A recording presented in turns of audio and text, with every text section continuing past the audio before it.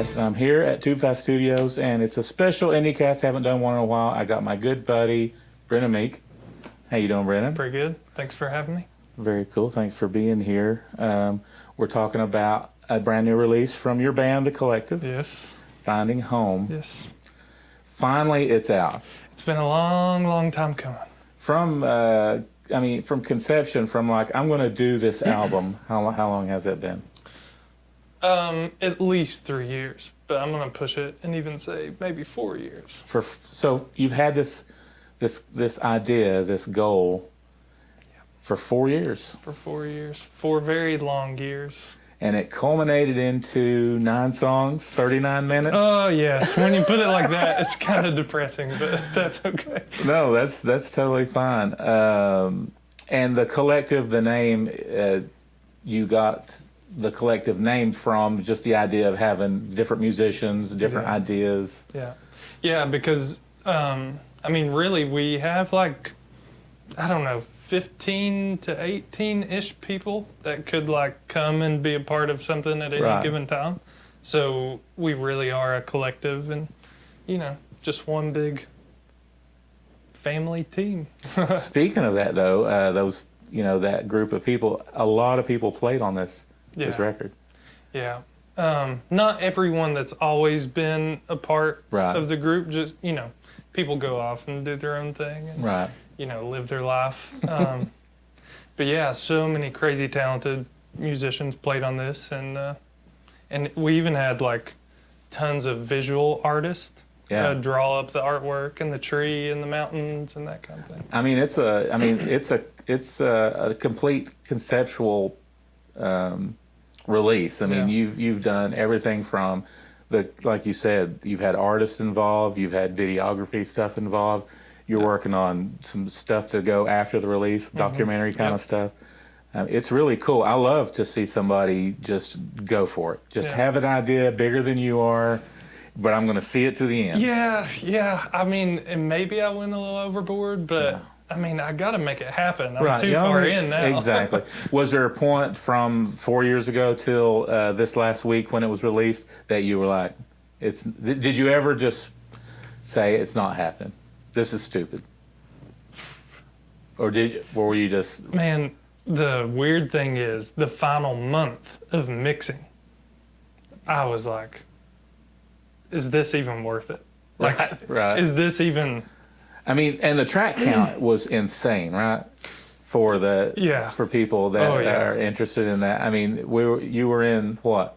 In the hundreds of tracks. Yeah, I mean, some of the tracks, like the big hefty songs, like Skirmish, Has Anyone Seen the Sun, were well over 300 tracks.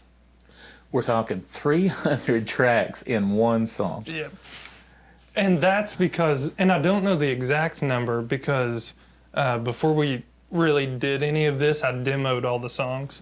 That was the first time I really done that, but I found that extremely helpful to the rest of the players. But so I pulled stuff even from the demos into the final session.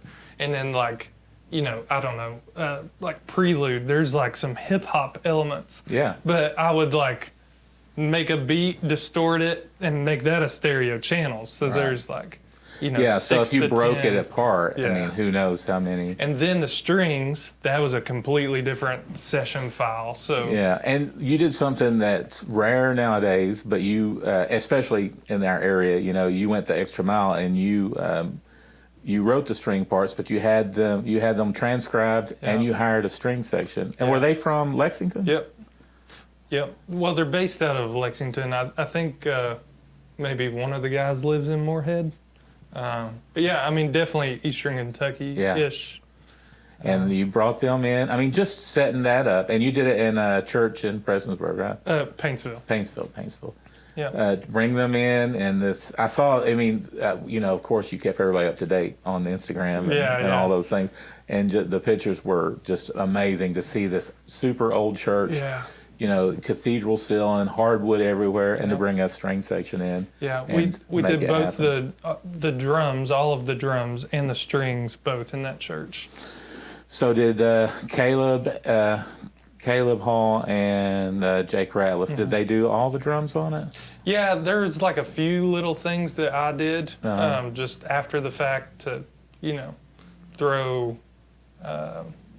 One that just popped in my head was like on Sitting on Top of the World. When it switches to the bridge, there's like a breakdown in this distorted drum kit. And that's me doing it in my house. Cool. With plug-in upon plug-in, just piled on top. I was listening to the album today, and there's 2 drummers. Yep. On every song? Almost every song. The only one where there's not 2 drummers, I think, is Not Fall. And that's just Caleb bashing and going wild on it. Just, some people might say just trying to mix 2 drummers is a little, is hard, let alone hundreds of tracks of strings and other things and vocals. And there's a lot of nuances. I had some in-ears listening to it, and there's so many little things going on in the background in that some of that ambient stuff, that cinematic things. And I know that every one of those was thought out, and there's more than I could probably pull out of it. But I was listening to one of the songs, and I was wondering, I was thinking, I don't hear background vocals on this song. And then with the in-ears, I could hear so many different choral kind of things mixing with the strings and synths. Yeah. It was really good. And to keep it all uncluttered, I can understand the mixing would be overwhelming, but you did a killer job. Well, thank you.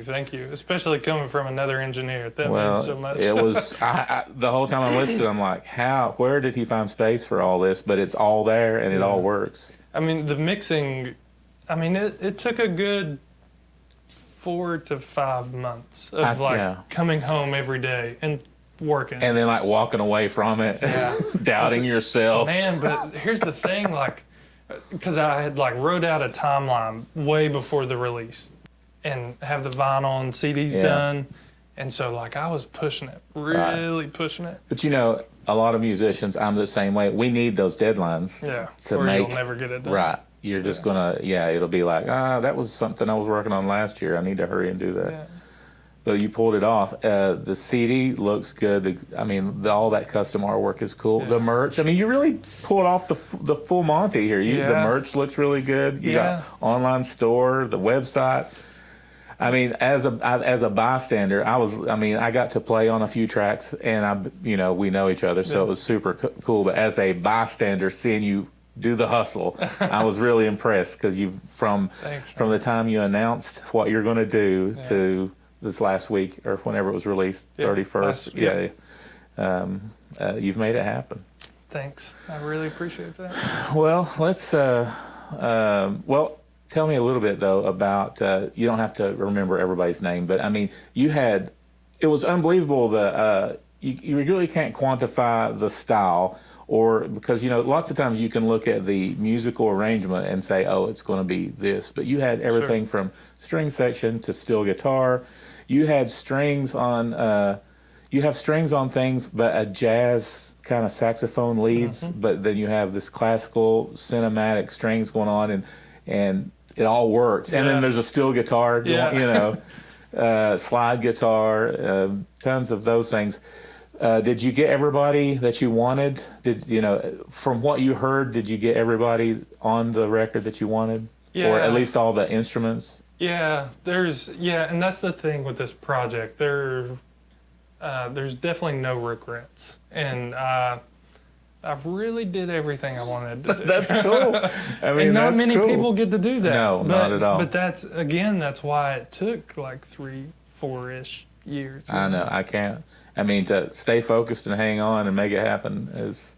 It was consuming for 3 years. Yeah. Whew. And it's not over. It's still going to be consuming. No. This 2020, you're going to be pushing and working and lining up concerts, who knows, that's right. And do all that. It was really cool. The 3 things, there's a lot of standout in it. But as a musician, of the guitar playing, which some might say I'm, that's fine. You can be biased. I'm a little biased, but the guitar playing was great.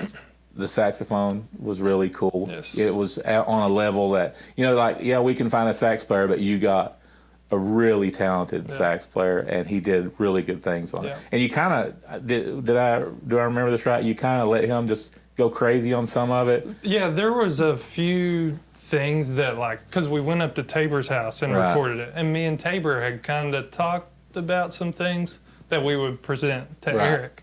But yeah, I mean, for the most part, he just did it. He's such a creative guy, so that's his world. So let him, One cool thing, since we're talking about Eric, Eric Wurzelbacher, the saxophone player, for everyone who doesn't know,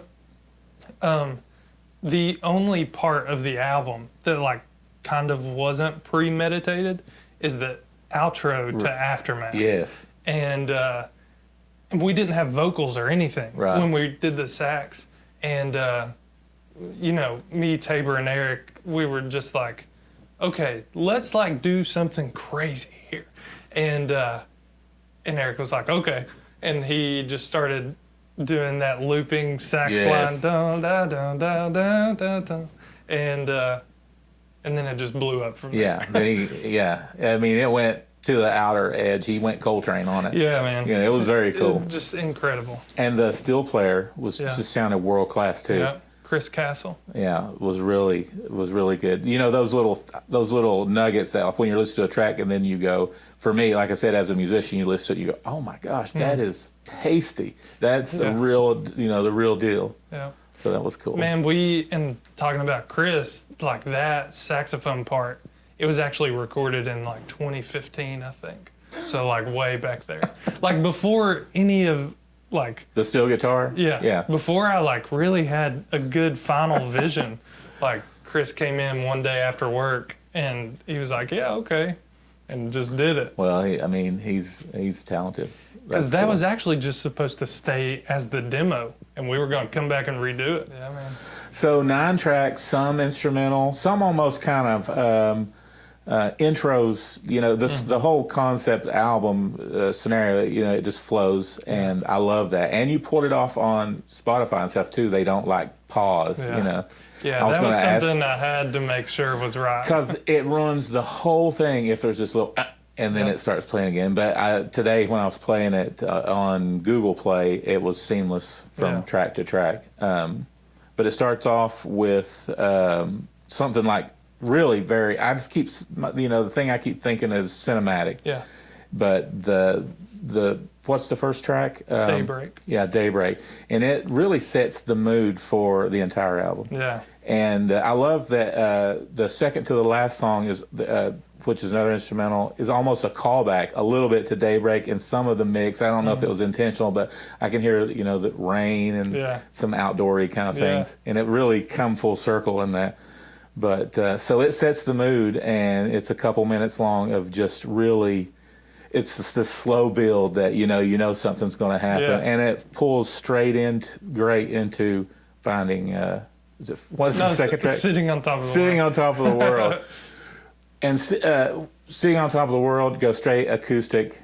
So you have this build, you have this thing. It's very just huge. There's all kinds of stuff going on, and then boom, chord change straight to acoustic, and. But then I'm just going to go through Sitting on Top of the World. Sitting on Top of the World takes you the same kind of ride. It's a big journey. You go and then all of a sudden a hard diamond and a key change, and it goes somewhere else completely. Yeah. I mean, you could almost. It's like it's not two separate songs because it flows and lyrically it works together. Mm-hmm. But did you know when you were doing this that was going to be basically the first track? I mean, the first. No, I didn't. Really? But because it sets, like I said about the first part, it sets a mood for the album, just lyrically, Sitting on Top of the World. And it's interesting because Sitting on Top of the World was actually the very first song that was written with like the intention of being a part of an album. So I had this notebook full of lyrics and ideas and just crazy stuff. And just one day I was going back to revisit lyrics or whatever, and I found that the bridge from Sitting on Top of the World I wrote in 2014. So like that's cool. how far all this is going back. That's very cool. And I love how it takes you all the way to this point, and then it does such a hard change. Yeah. And then right at the end, you get that acoustic back. You know, you get those little things. Very cool. I mean, super cool. And I love the combination of instrumentals, and then there's some vocals, you know, and then there's these, and it's almost transitional the way the instrumental parts will work. You know, it kind of leads you up to this next song. Some of them, some of them don't. Skirmish was the first one that I know was this, with the sax that just I was like, oh, this album. You know, you go into that. You know, and I'm sure you're going to hear a million different people say it sounds like this, or you know, but with that sax kicking in and the way Skirmish is, I'm like, oh, this guy listens to Snarky Puppy. This guy's a Jacob Collier fan. You know, and I mean, what are we but products of what we have been inspired by? Yeah, that's definitely a good point, because there's a lot of inspiration, musical inspiration that went into this, like Snarky Puppy, Jacob Collier, even Dave Matthews Band. Oh yeah, for That's sure. That's kind of where Sitting on Top of the World is sitting. I love also how Skirmish doesn't resound almost. It ends on this last key, and it's like, and then it flows, and it finally with the new song, you know, you get that like, oh, that song's over now. Yeah. That's the release. I guess. It really is. And that tension of just holding that, you know, like this song can't end that way. Oh, the second song, finish it up. Beth sang on Aftermath. Aftermath, which is right after Skirmish. Yeah. I mean, stellar take on her vocals. She just went really to the next level with that kind of thing. I'm super, super proud and super pumped, because she's kind of never done anything in that realm before. Right. But like Aftermath is super jazz chord oriented, and you know, just super mellow, super soft vocals. But like that's her niche. Yeah, I mean, it was really it was a stellar performance from her. Yes. And you know, because I know her and I've heard her, I've never heard her sing those kind of things. So it was really cool. She kind of unlocked some hidden talents, you know, with that kind of. And that song also is when I really noticed this kind of a cross of this jazzy sax and then this string section that if you pull them apart, it's like two different genres almost, and then it just really worked cool together. And sax can do that, especially if, you know, someone of Eric's kind of caliber to pull it in and play the right notes. That was really cool. And it's every song kind of flows from one to the other. It doesn't really stop. It's an experience from... The only really major stopping point, I guess, is in between Sitting and Has Anyone Seen the Sun? And then from that point on, it's like, it's pretty flowy. Yeah, flowy is a good way to say it. Finding Home, the title track, great song. Love the vocals on that. And I like how you never really know if a song's going to be vocals or not. You know, you don't necessarily have to start singing at the beginning of some of these. And it kind of keeps you listening to the whole thing. Your album is something that, and maybe it might change, but it's like once I start listening to it, and just my personality, I have to start at the beginning, and I want to hear the flow of the whole thing, because it's telling this big long story, you know. And I'm sure you thought all this out, right? You knew every. I meant to do that. I love Solace. That is a composition that it holds up with anything. I mean, and it's a very cool, like instrumental prelude to the next track. It just really builds it up. And again, the denseness of your mix, but to still keep it, you know, where you can hear everything is really good, really cool. You. And I just it's like I'm just bragging on you the whole time here, but. I mean, as you know, fellow musicians, I think about those kind of things, like how does he pull that off? What about the rain on some of these? Is this rain? Did you have to wait for a storm? Yeah, actually, so it was bizarre. It was like last year, I think we recorded that. There was this random like hailstorm that blew through, like unexpected. And you're like, get the microphone. Yeah, I'm like, okay, where's the cables? Let's hook it up, run it through the front door. That's cool. But there's so many other field recordings on here too, actually. Like in Has Anyone Seen the Sun?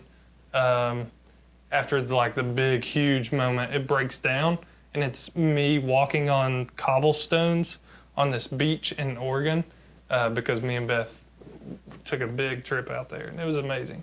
But yeah, we've got bird noises from the redwood forest and just tree and ocean noises. So that was cool to try to incorporate that stuff in there too. The last track, Nightfall. Yep. That's the low end, the high end. It was all there. You put everything in that last track, and it was phenomenal. Yeah, there's parts in Nightfall where it's just like a 20 hertz sine wave, and you can't, but it's over top of or under concert bass drum, so you can't really hear it. But when you have subs, you can feel that. But yeah, it's just everything on this record was extremely intentional in telling the story.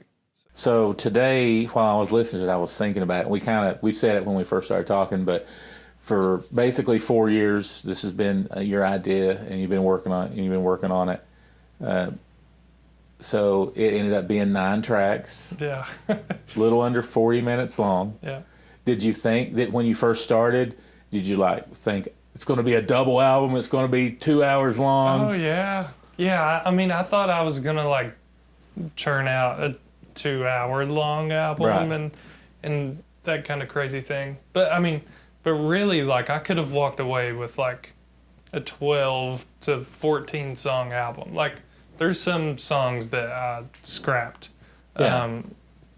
just because it was super important to get the order right, and the sequence, and not just I didn't want to throw another song in just to get a 10th track. And I think, you agree, I'm sure, the worst thing when you hear an album is you hear that gimme track, that one they throw in because they're afraid it's not long enough, and they throw it, and you can tell that it doesn't fit. And that would have been just a travesty on this. You've put this much blood, sweat, and tears in it, and then be like, well, what about this song? Yeah. Let's throw that one in there. There was 2 other songs in particular that I was constantly throwing into the playlist with it, and just rearranging the song order, and it just wasn't working. And I just had to get real enough with myself, I guess, to be all right, let's put the pride away. It's not working. Right. And there's no time limit on